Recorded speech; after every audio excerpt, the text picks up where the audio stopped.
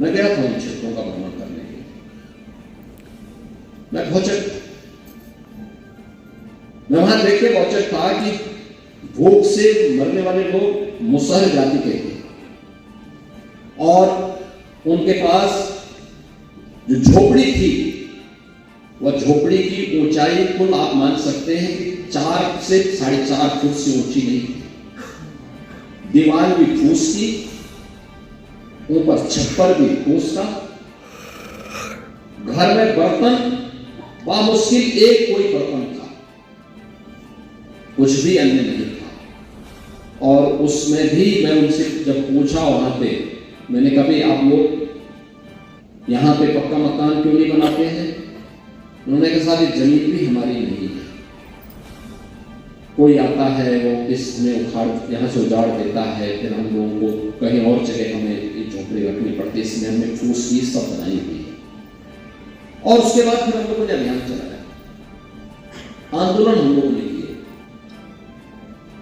थोड़ा बहुत उसके परिणाम आते थे लेकिन अस्थायी समाधान नहीं होते थे।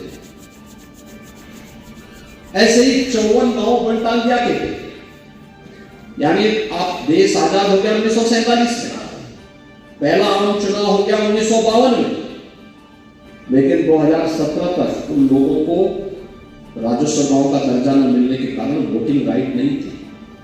वोटिंग राइट नहीं, यानी यहां के नागरिक, लेकिन उनको अपना नागरिक मानने से भारत ने मना कर दिया। उनको वोट देने का अधिकार नहीं, उनको राशन कार्ड नहीं, उनके कोई विकास की कोई कार्य नहीं, उनके पास बिजली नहीं, उनके पास पानी नहीं, उनके पास स्कूल नहीं, उनके पास आंगनबाड़ी नहीं, कुछ भी नहीं था। और वहां संघर्ष होता था वन विभाग और उन लोगों के बीच, पुलिस और उनके बीच, लगातार के चलते कई लोग मारे गए। 2017 में जब हमें राज्य के अंदर आने का अवसर था तो मैंने उनकी पूरी स्थिति का तब तक काफी अध्ययन किया था। एक साथ हमने अभियान चलाया था जब इंसेफ्लाइटिस के खिलाफ अभियान चलाया था। इंसेफ्लाइटिस आज पूरी तरह से समाप्त हो गई है। आज इंसेफ्लाइटिस से मौतें नहीं होती। याद करिए, इंसेफ्लाइटिस से 1977 से लेकर के 2017 तक इन 40 वर्षों में 50,000 से अधिक मौतें पूर्वी उत्तर प्रदेश में हुई और अगले 3 वर्ष के अंदर ही 2017 से लेकर 2020 तक यानी 19 के बीच में हम लोगों ने इंटीग्रेटेड प्रोग्राम चलाया था इसके खिलाफ और इंसेफ्लाइटिस पूरी तरह नियंत्रित कर दी, पूरी तरह नियंत्रित कर दी। याद करिए, इंसेफ्लाइटिस से काल कलवित होने वाले बच्चे कौन थे? ये बच्चे वही थे अल्पसंख्यक समुदाय के थे या अनुसूचित जाति जनजाति से जुड़े हुए बच्चे थे।